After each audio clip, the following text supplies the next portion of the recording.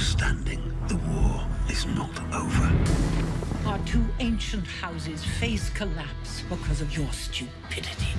I did what I had to do to survive. I will always be a Stark. We're gonna take back the Iron Islands. Then we'll get revenge. He died for us. If we are not willing to do the same for him, we're cowards.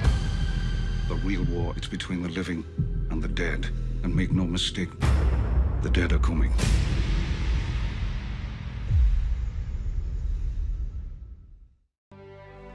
Sorry to interrupt. We're here for Queen Marjorie and Sir Loras Tyrell. Give them to us and we'll be on our way. I speak for King Tommen of House Baratheon, first of his name. The gods don't recognize his authority in this matter. You've already insulted one great house. It won't happen twice. Jaime has this scene with the High Sparrow where he's trying to use whatever means he's used to using. And here's a guy who's like, I don't care about your money, I don't care about your power, actually I despise you for it. And that's infuriating. Every last sparrow will die before Marjorie Tyrell walks down that street. Jaime has an arrogance about him. And he's used to, people listening to him and getting what he wants. To die in the service of the gods would please each and every one of us. We yearn for it. He's a religious fanatic, and for Jaime it's very difficult to deal with because it's basically talking two different languages. Queen Marjorie has already atoned for her sins by bringing another into the true light of the Seven. He knows if he gets the king on his side and in his thrall, as it were, then he can extend the power of the faith. And Tommen is quite susceptible to being used. He's quite gullible, and he believes what High Sparrow says. The crown and the faith are the twin pillars upon which the world rests.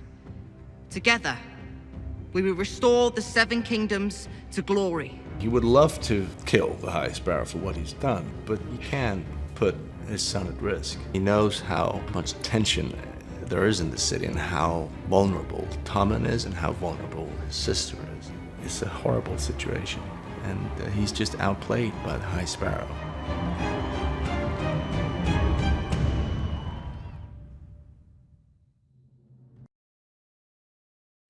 What did you tell your family about me? I told them I met you in the north. Did you tell them how far north? Well, it wasn't a very large piece of parchment.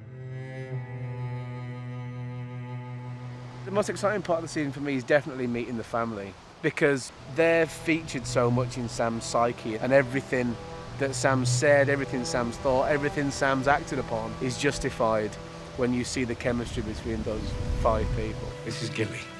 You are lovely. Going to Horn Hill is really interesting for her. She's sort of like a character in a fairy tale. It's the most beautiful place she's ever been to in her life, and it's beyond anything she could even imagine. You wanting a bath after all that travel? Oh, and a dress for dinner. Sam arrived with absolutely no shred of self-esteem or self-belief at all, because he had a very warmongering father who was very, very keen on physical prowess and very military-minded, and Sam was always very bookish, of course. Managed to stay soft and fat. Your nose buried in books. It's very upsetting for Gilly to see Sam mistreated by his father. In that moment, you can almost see all of the progress that Sam's made being undone. Spending your life reading about the achievements of better men. I'll wager you still can't sit a horse. She's really hoping he's going to stand up for himself. But when she sees that he doesn't, she just decides she's had enough. He risked his own life to save mine more than once. He's a greater warrior than either of you will ever be. Randall really thinks he's sort of terrifying, but my father was 1,000 times scarier, and White Walkers are 1,000 times scarier than you, and you're not going to intimidate me. Did you come to meet my son? The Night's Watch came to our keep. Where? Gilly? North of the wall. It was the first time I really understood Gilly as a wildling. That kind of real pride that you see in characters like Ygritte and Tormund. The Seven Kingdoms have waged war against these savages for centuries, and here I sit, hosting one in my hall. Thanks to my son. When you see Sam at the dinner table and he's trying to block everything out, that's the Sam that Randall knows.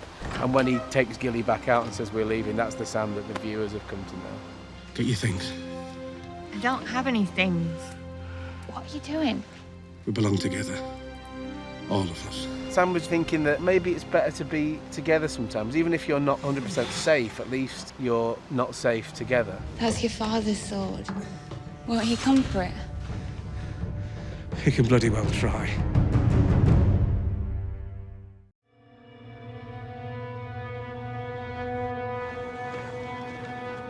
Episode 6 picks up almost immediately on the heels of episode 5. Bran is being dragged on a sledge and chased by whites. He opens his eyes and he's in shock. Mira, they found us.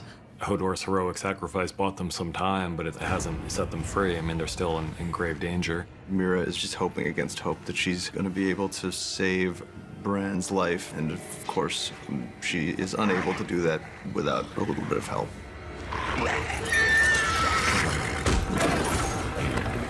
Come with me, now. Benjen was so important in the early episodes. He's an important character who just disappears. It's one of the mysteries that's been out there for several seasons, and we've been looking forward to bringing him back. The White Walker stabbed me in the gut with a sword of ice. His children found me. Stopped the Walker's magic from taking hold. A shard of dragon glass plunged into your heart. Cold Hands Benjen obviously had a lot to do with the Three-Eyed Raven over the past several years since his disappearance, and he's got a bit of a window into Bran's purpose. You are the Three-Eyed Raven, no? I didn't have time to learn. I can't control anything. Bran had to absorb the history of the world, the entire history of the world in imagery. Burn them all! They talk about the Three-Eyed Raven. It's not just a title that you get. There's a part of him that's no longer Brandon Stark, but is the Three-Eyed Raven, and the Three-Eyed Raven is not, entirely human. You must learn to control it before the Night King comes. You will be there waiting for him. And you will be ready. Drink long and deep, my noble king, from this cup of sweet wine. We were excited to do the play within the play, and it's a distorted funhouse mirror representation of things we've already seen. Poison! Murder! Part of Arya's amusement is just that she knows they're getting so many details wrong, but she always regretted that she didn't have a chance to watch Joffrey die. And now she gets to. It's obviously a comic version of it, but that gives her great pleasure.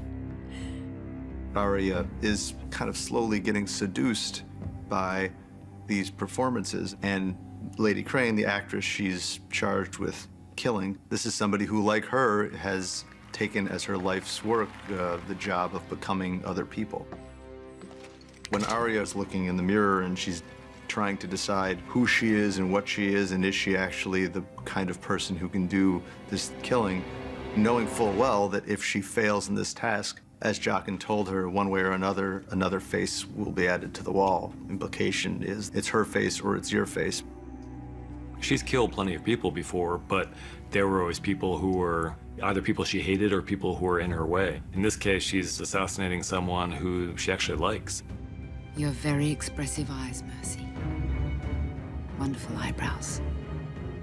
Do you like pretending to be other people? The decision to shatter the glass before it reaches Lady Crane's lips means not just that she's going to be kicked out of the House of Black and White, but there's no coming back. Her chances of survival now have just grown very slim.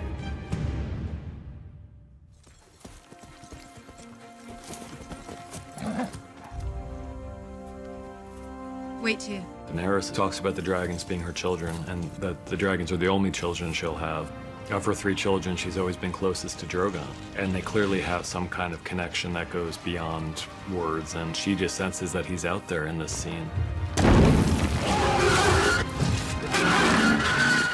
One of our favorite moments from season 1 was watching Khal Drogo deliver a speech to his gathered Khalasar. That speech clearly lingered in Daenerys' mind, and she's echoing almost the exact same language when she's talking to the Dothraki now.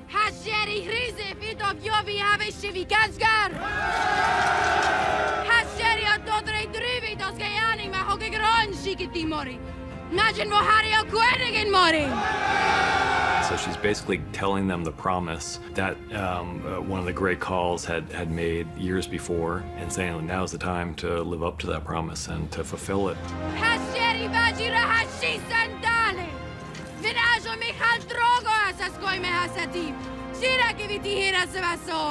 It's something that's been set up for quite a long time, and now we're seeing it come to pass. Machine!